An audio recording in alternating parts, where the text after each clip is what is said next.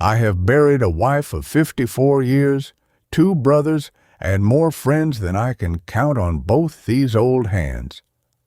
And I'll tell you something tonight that nobody wants to hear an old man say out loud.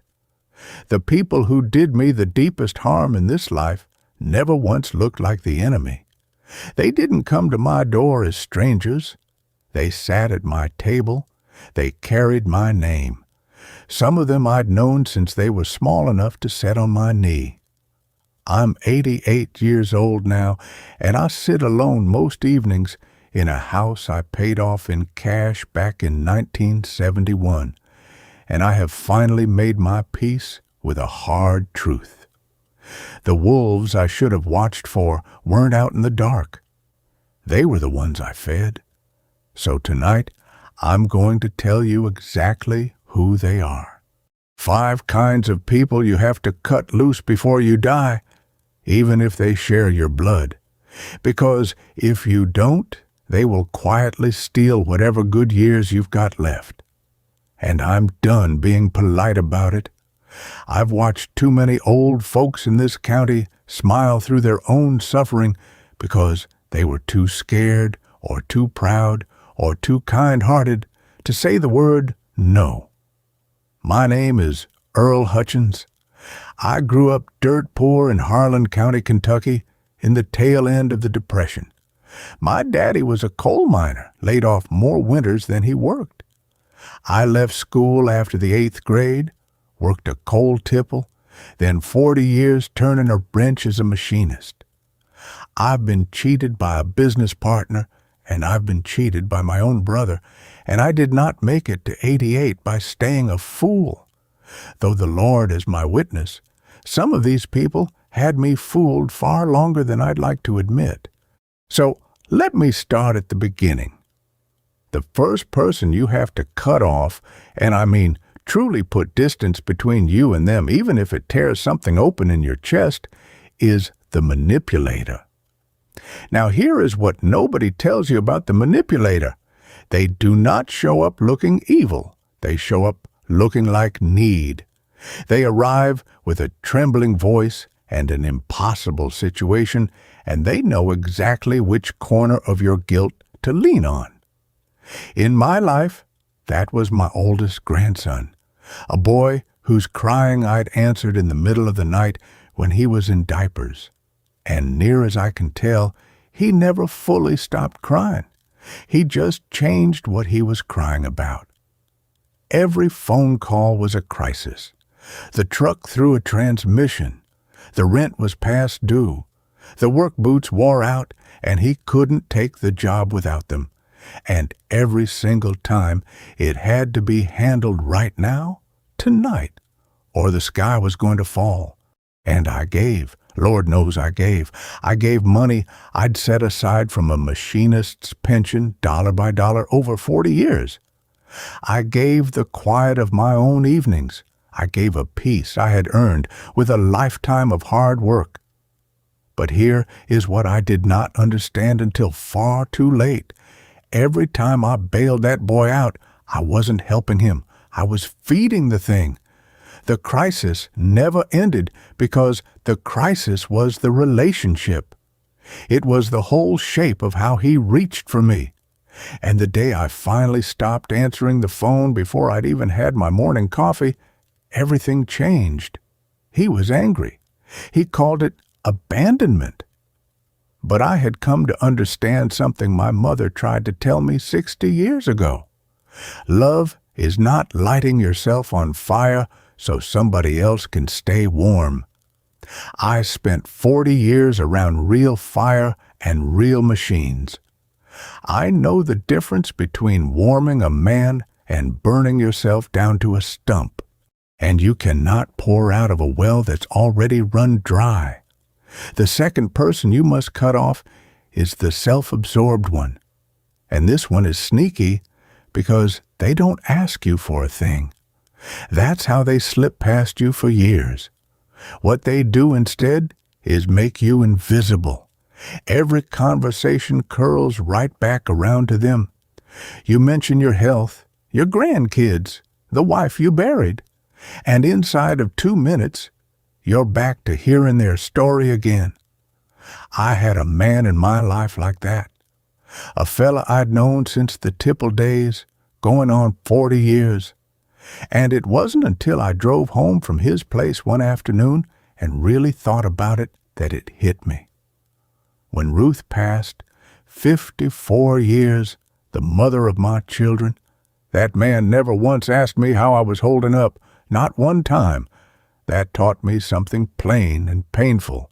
Some people don't keep you around because they value you.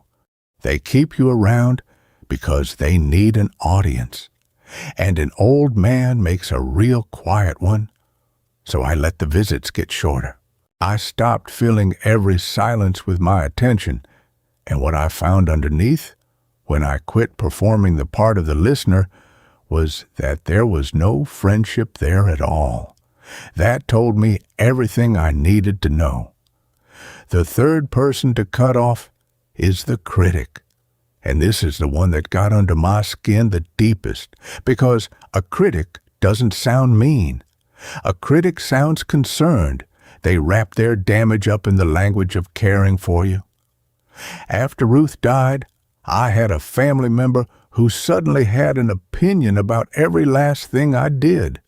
The way I kept the house, what I ate for supper, that I still climbed the ladder to clean my own gutters, the church I went to, how I spent a Saturday.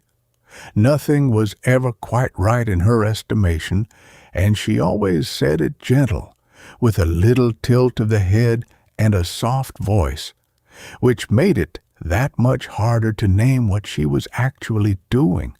What she was doing was taking apart my confidence in my own life, one soft comment at a time. I caught myself apologizing for how I lived in a house I'd owned since before she was born. And then one morning, I stood at the mirror shaving, and I asked myself a simple question. Who put this woman in charge of your life? Nobody had. I just never taken the keys back off of her. So I took them back. I quit explaining myself. I quit defending my own peace. When the comments came, I'd just say, and change the subject, or find a reason to end the visit. And in time, her grip on me came loose and fell away entirely. Now the fourth person, and this one took me the longest to act on, because of how I was raised. The fourth person you must cut off is the irresponsible one, the one who breaks his way through life and expects the nearest old relative to sweep up behind him. That was my sister's grandson. Charming boy, big smile, and absolutely unwilling to answer for a single thing he did. He came to me one November saying he just needed a few weeks to get back on his feet. I want you to understand that a few weeks turned into 11 months. 11 months of my grocery bill doubling, my water bill climbing, my quiet evenings traded for noise, and that particular tiredness that comes from watching a grown man waste his days while you're lying awake, worrying about your own heart and whether you've got your affairs in proper order. Because at 88, you think about those things. I remember coming home one afternoon from the doctor, who had just given me a stern talking to about my blood pressure, and I walked into my own front room and found that boy asleep on my good chair at 2 in the afternoon, crumbs on the cushion, dishes stacked in my sink. And something in me went very still and very clear. I thought, Earl, you were up before the whistle for 40 years. You buried your wife. You buried your parents. You have survived more than this boy will ever know. And here you are spending your last good years being somebody's safety net instead of being an elder. That thought broke something loose. I sat him down that same evening, calm as a Sunday morning, and I told him he had 30 days to make other arrangements. And I meant it. He was hurt. He said the kind of things designed to make me feel guilty. but I had finally learned the difference between helping a man through a hard season and letting a man decide his troubles are your job to carry. When he left, my house was mine again. I slept through the night. At my next checkup, the doctor told me my numbers had come down. That was no coincidence. And the fifth one, the one I think about most, because the wound it leaves is so quiet and so slow you can hardly name it. The fifth person is the chronically ungrateful one. This is somebody who takes and never once makes you feel like your giving landed anywhere. Nothing you do is quite enough. Nothing you sacrifice is ever met with a real thank you. There was a widow down the road from me, alone like me, and I believe no soul ought to be left alone if a neighbor can help it. So for years I looked out for her, drove her to her appointments, fixed her porch step, and every fall I'd split and stack her a cord of firewood so she'd stay warm through a Kentucky winter. One October, I spent the better part of a day out there, 80-some years old, splitting and stacking that wood the way my daddy taught me. And when I finished, sweat clean through my shirt, all she said was that I'd stacked it on the wrong side of the porch. I drove home that evening feeling hollow in a way that's hard to put into words. And I thought about all the hours, all the labor, all the care I'd handed to people who took it like water from a tap, expected, unremarkable, and not worth a word of thanks. Because here's the thing about kindness. Resentment is just what kindness turns into when nobody ever catches it. And that night, I made a decision that changed the whole quality of my remaining years. I would give my best to the people who received it with gratitude, and I would guard my heart from the ones who didn't.